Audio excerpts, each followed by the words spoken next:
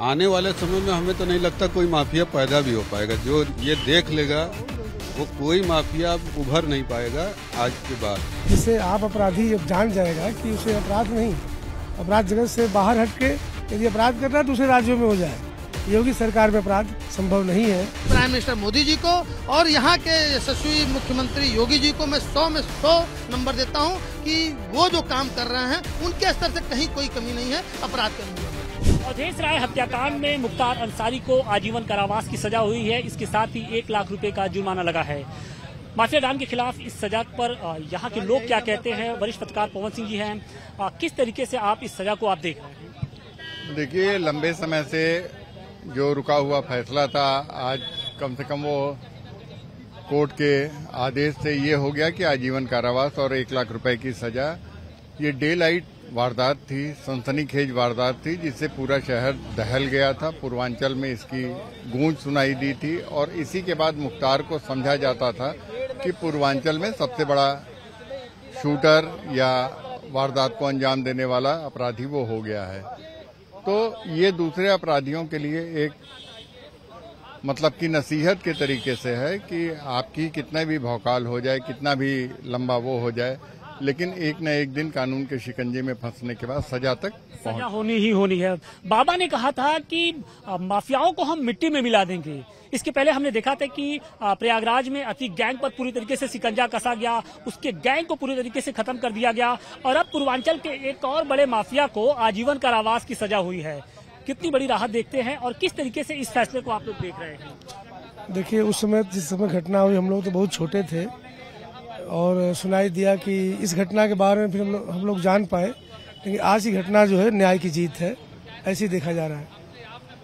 योगी आदित्यनाथ ने जिस तरीके से माफिया राज के खिलाफ एक मुहिम छेड़ रखी है, क्या उसी का असर देख रहे हैं आप लोग? जी जी, निश्चित तौर पे उसी की जीत है।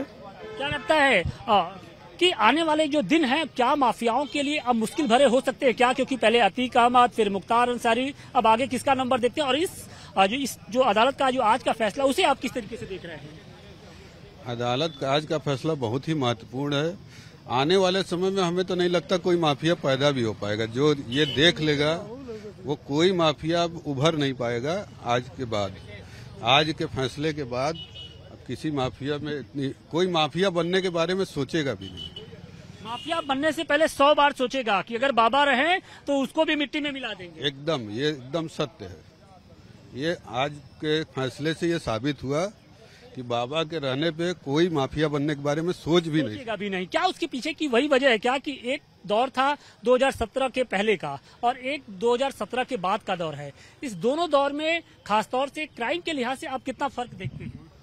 देखिए, सरकार की इच्छा शक्ति के ऊपर काफी कुछ ये निर्भर करता है कि वो किस तरीके से मामलों को पैरवी करती है। अभियोजन की अगर प्रभावी ढंग से पैरवी होती है, इससे पहले तो फाइल ही गायब हो गई थी। फाइल गायब होने के नाम पे कई सालों तक मामला की पत्रावली, मूल पत्रावली नहीं मिल रही है, सालों तक मामला अटका रहा।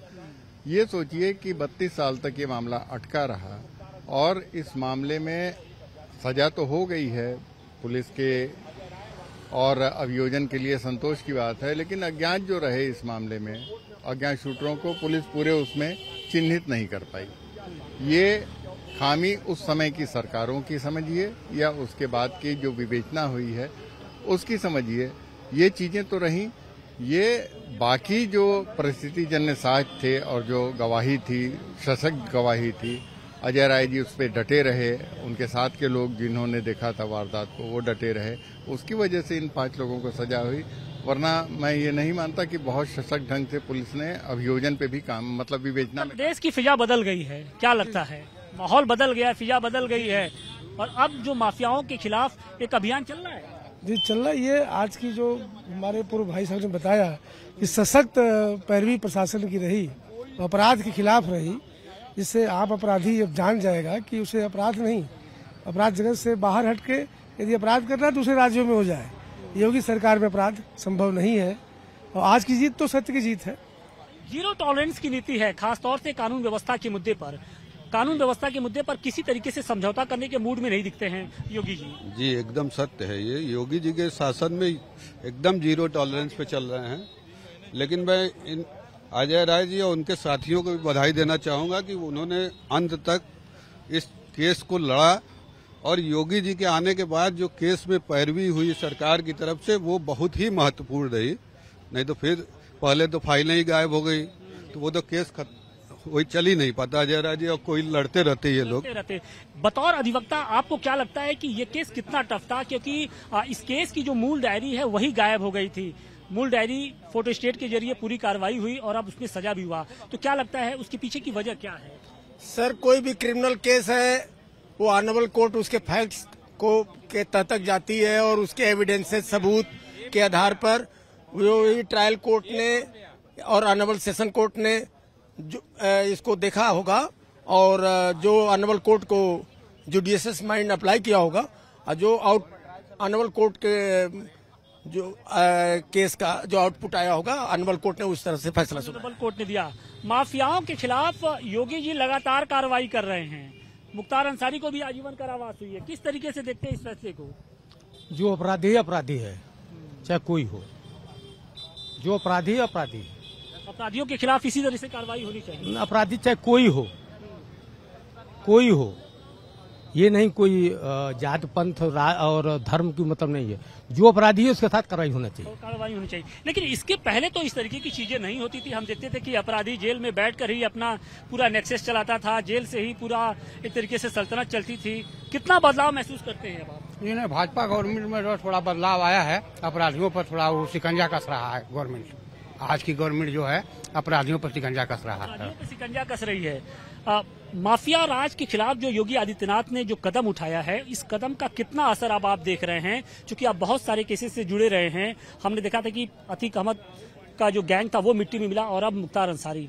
खासतौर से जो अब तक का उपलब्धि है वो मार्वलस है, बहुत बढ़िया है। मतलब निश्चित रूप से ऊपर के जो टॉप लीडरशिप थी वो क्रश की जा चुकी है या प्रक्रिया में है।